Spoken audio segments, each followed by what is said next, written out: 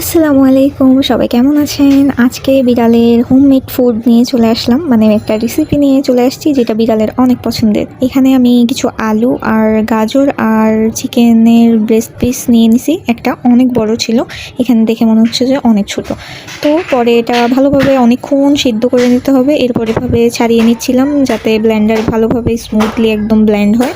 এখানে অল্প পানি সহ এটা দিয়ে দিচ্ছি। ওই পানিটা আসলে চিকেন স্টক, যেটা বিড়ালের অনেক বেশি পছন্দের।